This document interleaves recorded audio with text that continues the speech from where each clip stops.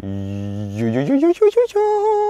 les amis, j'espère que vous allez bien. Je vous fais un petit récap du match entre Volkanovski et Max Holloway. Max Holloway, référence de la KT, je crois qu'il a le plus de strikes significatifs, de frappes significatives de toutes les catégories à l'UFC. Je crois qu'il a plus de performance of the night dans sa catégorie, les featherweight, et moins de 66. Il a le plus de combats, de finish dans les featherweight. Il a le plus de victoires, il me semble, chez featherweight. Voilà. Une icône de la catégorie, connu pour être un volume striker. Volume striker, c'est quoi? C'est quelqu'un qui met la pression, qui cadre, qui met la pression et qui envoie un gros volume de coups et qui fatigue son adversaire de par le volume de coups qu'il est capable de mettre. À l'opposé, de l'autre côté, on a Volkanovski. Volkanovski qui est sur un gros record maintenant, il me semble 24-1. Énorme record qui a déjà battu 2 fois Max Holloway. Premier match, belle domination. Deuxième match très serré. Il a réussi à retourner la vapeur en milieu de combat grâce à sa lutte. Et donc c'est pour ça qu'on a fait un troisième match, parce que normalement quand on gagne 2 fois contre un adversaire, on ne fait pas un troisième combat. Mais là, on a fait un troisième combat parce que les 2 premiers matchs étaient formidables, parce qu'on voulait voir Max Holloway, est-ce qu'il était capable de retourner la vapeur cette fois-ci. Et parce qu'on aime bien voir ces 2 adversaires, et qu'il faut dire la vérité, Volkanovski commence à avoir fait le tour des adversaires de sa KT.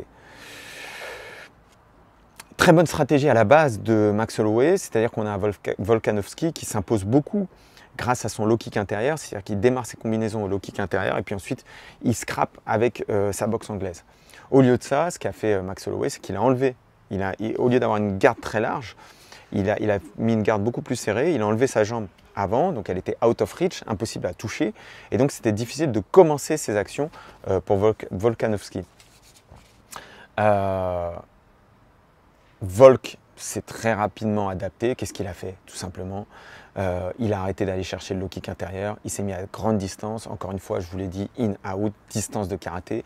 Il a utilisé le meilleur. Quelle est la meilleure chose à utiliser contre un volume fighter, contre un pressure fighter, contre quelqu'un qui envoie un gros volume de coups? Quand vous êtes quelqu'un qui envoie un gros volume de coups, Nate Diaz, Nick Diaz, Max Holloway, vous êtes la plupart du temps quelqu'un de relativement lent.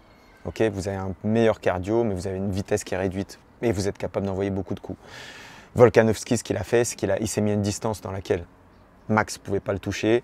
Ensuite, ce qu'il a fait, c'est qu'il a joué sur sa vitesse, son explosivité et surtout une précision en boxe anglaise qui était impressionnante.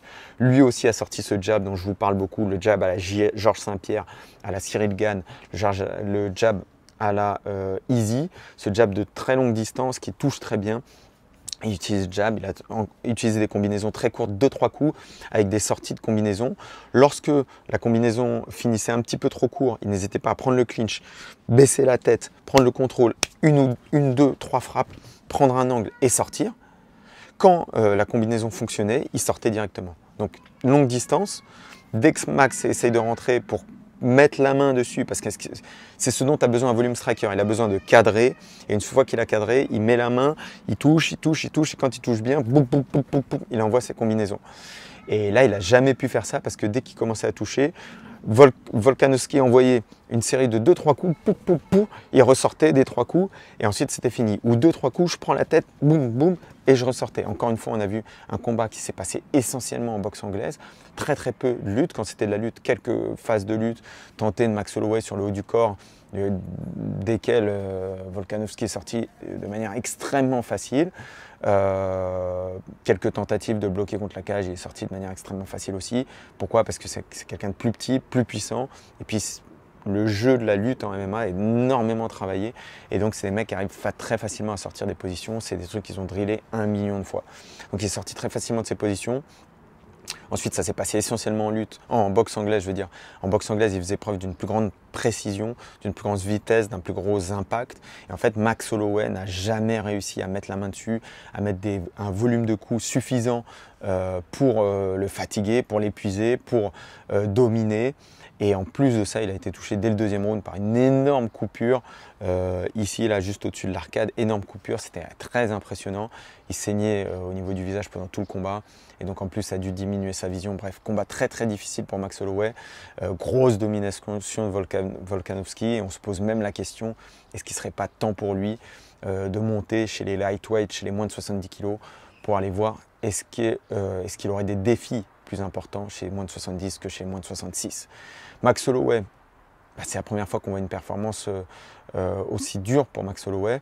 Ce qui serait intéressant, c'est de le voir contre un autre moins de 66 et voir est-ce qu'il est capable de mieux performer ou est-ce que cette défaite lui a fait beaucoup de mal. Voilà les amis, si vous aimez ce genre de récap, mettez-moi un petit commentaire, mais abonnez-vous, likez, partagez comme d'habitude. Je vous souhaite un bon dimanche, je vous dis à très bientôt. Ciao.